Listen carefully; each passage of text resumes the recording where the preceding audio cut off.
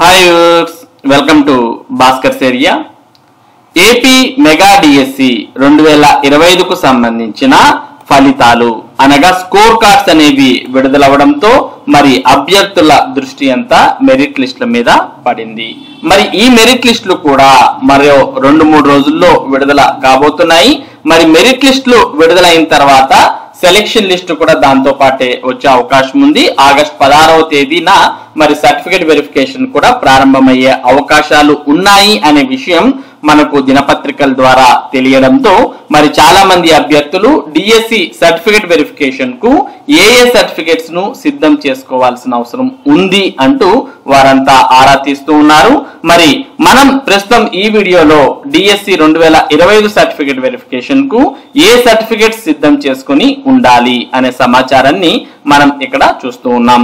DSC 2025 candidates detailed check list for certificate verification.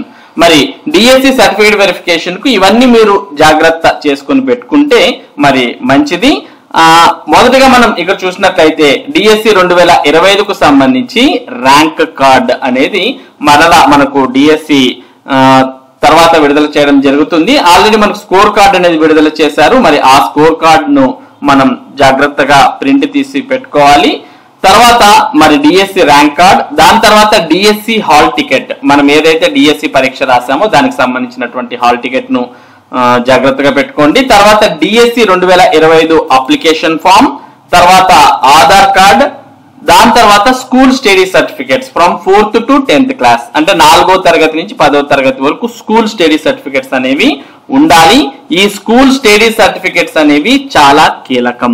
ఎందుకంటే మరి ఒక అభ్యర్థి ఒక ప్రాంతానికి లోకల్ క్యాండిడేటా లేదా నాన్ లోకల్ క్యాండిడేటా అనేది మరి ఈ స్కూల్ స్టడీ సర్టిఫికేట్స్ ఆధారంగానే మరి నిర్ధారించడం జరుగుతుంది. కాబట్టి అభ్యర్థులు 4వ తరగతి నుంచి 10వ తరగతి వరకు స్టడీ సర్టిఫికేట్స్ అనేవి ఖచ్చితంగా కలిగి ఉండాలి.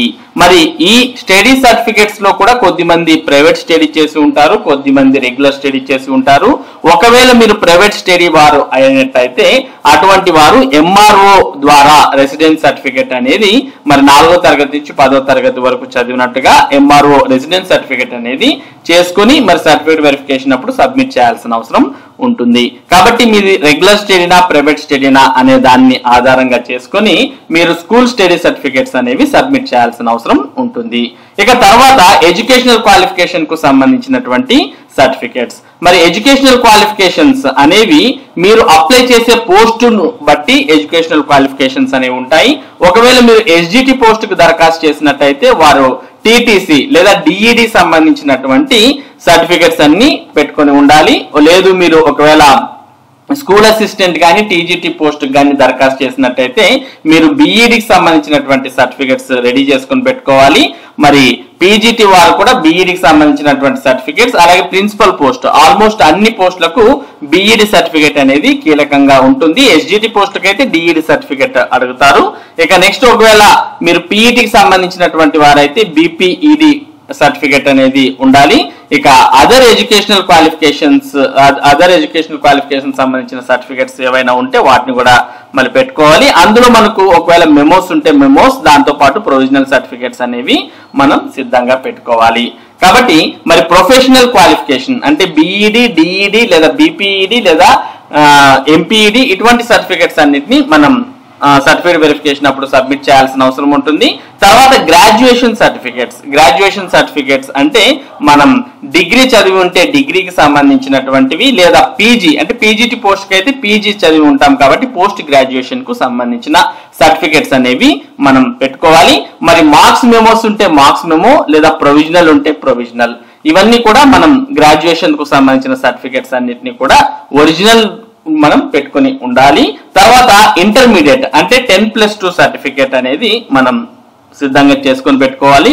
తర్వాత 10వ తరగతి ఎస్ఎస్సి సెకండరీ స్కూల్ సర్టిఫికేట్ లేదా ఈక్వలెంట్ కి సంబంధించినటువంటి సర్టిఫికేట్ సిద్ధంగా పెట్టుకోవాలి. 10వ తరగతి, ఇంటర్మీడియట్, డిగ్రీ, పీజీ వీటికి సంబంధించినటువంటి సర్టిఫికేట్స్ తో పాటు ప్రొఫెషనల్ క్వాలిఫికేషన్ కు సంబంధించినటువంటి సర్టిఫికేట్స్, తర్వాత స్కూల్ స్టడీకి సంబంధించినటువంటి సర్టిఫికేట్స్ ఇవన్నీ కూడా సిద్ధం చేసుకుని పెట్టుకోవాలి. ఇక మెయిన్ తర్వాత next caste certificate. Caste certificate అనేది కూడా చాలా ఇంపార్టెంట్ అన్నమాట. ఎందుకంటే మనం పర్టికులర్ క్యాస్ట్ కి చెందినటువంటి వారం అనేది మనకు ఎలా తెలుస్తుంది అంటే క్యాస్ట్ సర్టిఫికేట్ ద్వారానే తెలుస్తుంది. కాబట్టి క్యాస్ట్ సర్టిఫికేట్ అనేది కంపల్సరీగా ఉండాలి. మరి క్యాస్ట్ సర్టిఫికేట్ ఎవరికి కంపల్సరీగా ఉండాలి అంటే ఎస్సీ, ఎస్టీ, బీసీ అభ్యర్థులకు ఖచ్చితంగా క్యాస్ట్ సర్టిఫికేట్ ఉండాలి. దాంతో పాటు ఓసీ కేటగిరీలో ఈడబ్ల్యూఎస్ కింద అప్లై చేసి ఉంటే, అంటే ఎకనామికలీ వీకర్ సెక్షన్ కింద దరఖాస్తు చేసి ఉంటే అటువంటి వారికి ఈడబ్ల్యూఎస్ అప్లై కావాలి అంటే కంపల్సరీగా క్యాస్ట్ సర్టిఫికేట్ అనేది సబ్మిట్ చేయాల్సిన అవసరం ఉంటుంది. కాబట్టి మీరు రిజర్వేషన్ లో మరి ఉద్యోగం కావాలి అంటే కంపల్సరీగా ఆ రిజర్వేషన్ ను ధృవీకరించేటటువంటి క్యాస్ట్ సర్టిఫికేట్ ను కంపల్సరీగా మీరు సర్టిఫికేట్ వెరిఫికేషన్ అప్పుడు సబ్మిట్ చేయాలి. మీరు సబ్మిట్ చేసే క్యాస్ట్ సర్టిఫికేట్ ని కూడా రెవెన్యూ అధికారులు వాటిని పరిశీలించడం జరుగుతుంది. అక్కడ మనకు సర్టిఫికేట్ వెరిఫికేషన్ అప్పుడు రెవెన్యూ అధికారులు అక్కడ ఉంటారు. అంటే మామూలుగా ఎంఆర్ఓ ఆఫీస్ కు సంబంధించినటువంటి వారు క్యాస్ట్ ను ధృవీకరించడానికి మరి ఎస్సీ వారికైతే ఎస్సీ వెరిఫికేషన్ కు, ఎస్టీ వారైతే ఎస్టీ వెరిఫికేషన్ కు, బీసీ అయితే బీసీ వెరిఫికేషన్ కు అక్కడ అధికారులు ఉంటారు. వారు మీ క్యాస్ట్ సర్టిఫికెట్ ను క్షుణ్ణంగా పరిశీలించడం జరుగుతుంది. మరి ఆ క్యాస్ట్ సర్టిఫికెట్స్ అనేవి కంపల్సరీగా ఉండాల్సిన అవసరం ఉంటుంది. ఇక్కడ మెయిన్ గా మనం పరిశీలించినట్టయితే మనం క్యాస్ట్ సర్టిఫికెట్స్ ను తర్వాత స్టడీ సర్టిఫికెట్స్ ను చేయించుకోవాల్సిన అవసరం ఉంటుంది. ఇవి మనం వేరే వారి దగ్గరికి వెళ్ళి చేయించుకోవాలి కాబట్టి కంపల్సరీగా ఇవి మొదటగా చేసుకోండి. ఇక 10వ తరగతి, ఇంటర్మీడియట్, డిగ్రీ, బీఈడి ఈ సర్టిఫికెట్స్ అన్ని మనతో ఆల్రెడీ ఉంటాయి.